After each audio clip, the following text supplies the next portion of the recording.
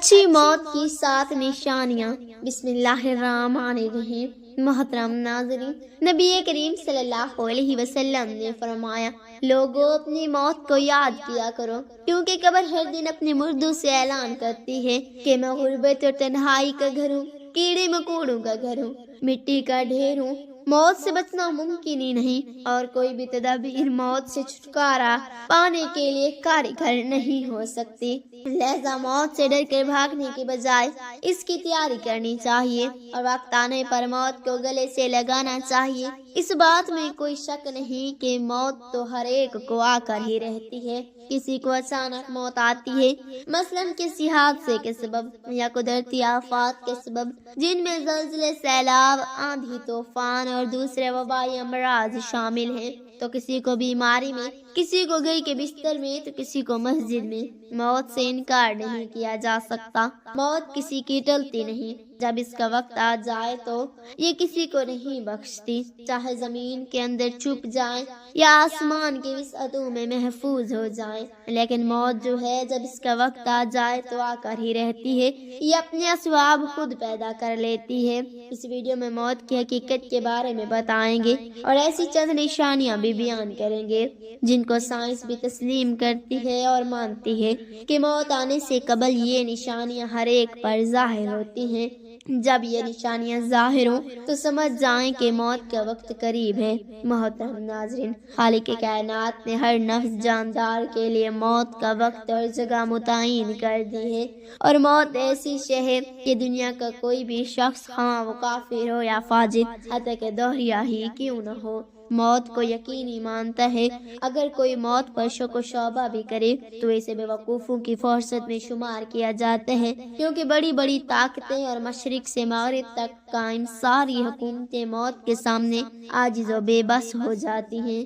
موت بندوں کو ہلاک کرنے والی، بچوں کو یتیم کرنے والی، عورتوں کو بیوہ کرنے والی، دنیاوی اور ظاہری سہاروں کو ختم کرنے والی، دلوں کو تھرانے والی، آنکھوں کو رلانے والی، بستیوں کو اجاڑنے والی، جماعتوں کو منتشر کرنے والی، لذتوں کو ختم کرنے والی، امیدوں پر پانی پھیرنے والی، ظالموں کو جہنم کے والدے میں جلسانے والی، اور متقیوں کو جنت کے بالا خانوں تک پہنچانے والی شے ہے۔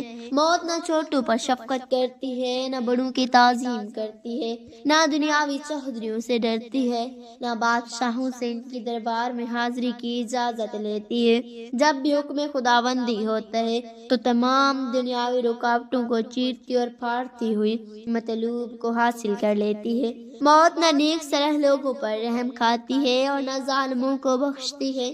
اللہ تعالیٰ کے راستے میں جہاد کرنے والے مجاہدوں کو بھی موت اپنے گلے لگا لیتی ہے، اور گھر بیٹھنے والوں کو بھی موت نہیں چھوڑتی۔ آخری ابدی زندگی کو دنیاوی فانی زندگی پر ترجیح دینے والے بھی موت کے آغوش میں سو جاتے ہیں، اور دنیا کے دیوانوں کو بھی موت اپنا لقمہ بنا لیتی ہے۔ موت آنے کے بعد آنکھ دیکھ نہیں سکتی، زبان بول نہیں سکتی، کان سن نہیں سکتے، ہاتھ پیر کام نہیں کر سکتے۔ موت نام ہے روح کا بدن سے تعلق ختم ہونے کا، اور انسان کا دار فانی سے دار البقاء کی جانب کوچ کرنے کا۔ ترقی یافتہ سائنس بھی روح کو سمجھنے سے قاصر ہے، حالانکہ اللہ تعالیٰ نے قرآن کریم میں واضح طور پر اعلان فرما دیے ہیں، روح صرف اللہ کا حکم ہے۔ موت پر انسان کے اعمال کا کھاتہ بند ہو جاتا ہے، اور موت کا پر توبہ کا دروازہ بند، اور سزا اور جزا کا عمل شروع ہو جاتا ہے۔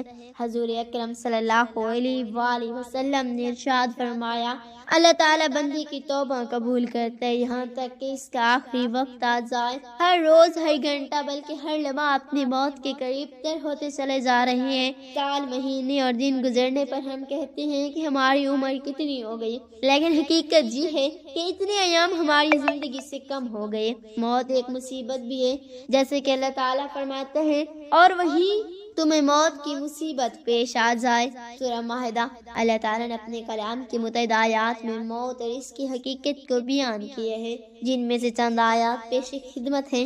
ہر جاندار کو موت کا مزہ چکھنا ہے، اور تم سب کو تمہارے اعمال کے پورے بدلے قیامت کے دن ہی ملیں گے۔ پھر جس کو دوزخ سے بچا لیا گیا اور جنت میں داخل کر دیا گیا، وہ صحیح معنی میں کامیاب ہو گیا، اور دنیاوی زندگی تو جنت کے مقابلے میں دھوکے کے سامان کے سوا کچھ بھی نہیں۔ سورہ ال عمران۔ اس آیت میں اللہ تعالی نے انسانوں کی کامیابی کا معیار ذکر کیا ہے، اور وہ یہ ہے کہ اس حال میں ہماری موت آئے کہ ہمارے لیے جہنم سے چھٹکارے اور حصول جنت کا فیصلہ ہو چکا ہو۔ اس زمین میں جو کچھ بھی ہے فنا ہونے والا ہے، اور صرف تمہارے پروردگار کی فضل والی، جلال والی اور فضل والی اور فضل و کرم والی ذات باقی رہے گی۔ سورۃ رحمان۔ ہر چیز فنا ہونے والی ہے سوائے اللہ کی ذات کی، حکومت اسی کی ہے اور اسی کی طرف لوٹ کر جانا ہے۔ سورۃ قصص۔ محترم اور معزز ناظرین، اب آتے ہیں موت کی چند نشانیوں کی جانب۔ جب موت کا آخری وقت ہوتا ہے تو یہ 3 نشانیاں ہر ایک پر ظاہر ہوتی ہیں۔ پہلی نشانی یہ ہے کہ جسم کا وقت جب ختم ہونے والا ہوتا ہے تو آنکھوں میں آنسو چمکتے ہیں اور جسم کا درجہ حرارت گر جاتا ہے اور دوبارہ بحال نہیں ہوتا۔ ایسے وقت پر سے شدید پسینہ بھی آ سکتا ہے۔ دوسری نشانی یہ ہے کہ اس وقت احساسات کم ہو جاتے ہیں، یعنی روح جب جسم کو چھوڑنے کے لیے بالکل تیار ہو، یعنی موت کے تقریباً 24 گھنٹے پہلے، تو ہاتھ، پاؤں اور باقی جسم کی جلد پر محسوسات ختم ہو جاتے ہیں اور اعضاء کا رنگ بدلنا شروع ہو جاتا ہے اور جلد کا اوپری حصہ نیلا اور غوانی رنگ اختیار کرنا شروع کر دیتا ہے۔ تیسری نشانی سانس کی بے ترتیبی ہے۔ یہ نشانی ایک واضح نشانی ہے۔ جب انسان کا سانس اکھڑنا شروع ہوتا ہے تو بے ترتیب ہوتا چلا جاتا ہے اور دھیرے دھیرے بجھ جاتا ہے۔ میڈیکل سائنس والے جانتے ہیں کہ یہ وہ وقت ہوتا ہے جب رخصت ہونے والا لینے والوں کو محسوس کرنے لگتا ہے اور دیکھنے لگتا ہے، تو ایسے موقع پر اسے شدید منہ سے کچھ ایسے الفاظ نکلتے ہیں جسے سن کر ڈاکٹر کہتے ہیں کہ اسے الوازن ہو رہی ہے۔ جسم جب کمزور اور لاغر ہوتا ہے تو الوازن بھی ہو سکتی ہے مگر سکرات نہیں ہے، اور اہل علم اس بات کو اچھی طرح سے جانتے ہیں کہ ساری زندگی جسم کو خون پمپ کرنے والے دل کی دھڑکنیں موت سے کچھ دیر پہلے بے ترتیب ہو جاتی ہیں اور نبض اس قدر سست ہو جاتی ہے کسی ہاتھ سے محسوس کرنا مشکل ہو جاتا ہے، اور یہ بہت بڑا اشارہ ہوتا ہے کہ جسمانی اعضاء اپنا وقت پورا کر چکے ہیں اور ان قریب بجھنے والے ہیں۔ جسم کا وقت جب ختم ہونے والا ہوتا ہے تو آنکھوں میں آنسو چمکتے ہیں اور جسم کا درجہ حرارت گر جاتا ہے اور دوبارہ بحال نہیں ہوتا۔ ایسے موقع پر اسے شدید پسینہ بھی آ سکتا ہے۔ ایسے موقع پر کمزور دل افراد اپنے جذبات پر قابو نہیں رکھ پاتے، تو انہیں چاہے کہ مریض کے پاس نہ رہیں اور اس کے پاس ہرگز مت رہیں، کیونکہ جسم کی سماعت کی حص پوری طرح سے کام کر رہی ہوتی ہے، اور محبت کرنے والے اہل خانہ کو تکلیف میں دیکھنا بھی ایک تکلیف ہے۔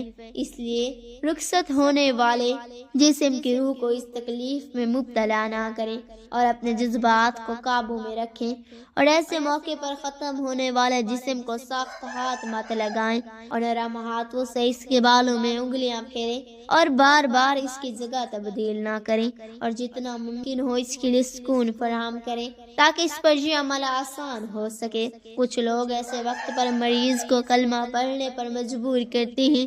اگر مریض مسلمان ہے تو ہرگز ایسا مت کریں، اور مریض کو مجبور کرنے کے بجائے آہستہ آواز میں اس کے قریب یہ کلمات ادا کریں تاکہ وہ سن سکے، کیونکہ اس کی سماعت کی حص کام کر رہی ہوتی ہے۔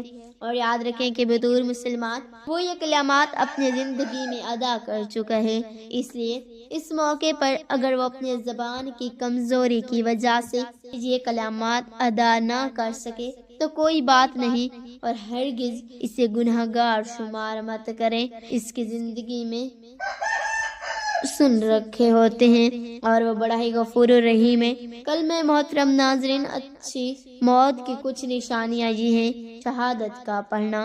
نبی کریم صلی اللہ علیہ وآلہ وسلم نے فرمایا جس کا آخری کلام لا الہ الا اللہ ہو وہ جنت میں داخل ہوگا۔ نیکی کے عمل میں موت آنا، اس عبادت نماز، روزے یا حج کے دوران وفات پانا۔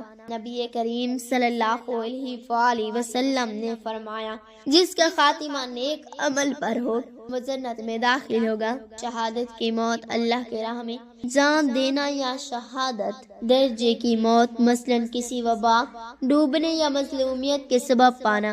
نبی صلی اللہ علیہ وآلہ وسلم نے فرمایا طاعون میں مرنے والا شہید ہے، ڈوبنے والا شہید ہے اور جل کر مرنے والا شہید ہے، جس کے بارے میں نیک لوگ گواہی دیں کہ یہ اچھا انسان تھا، اس کے لیے جنت واجب ہوگی۔ یہ نشانہ اس بات کی یاد دہانی ہے کہ ہمیں اپنی زندگی میں نیک اعمال اور اللہ کی رضا کے لیے کوشش کرنی چاہیے تاکہ موت بھی اچھی ہو۔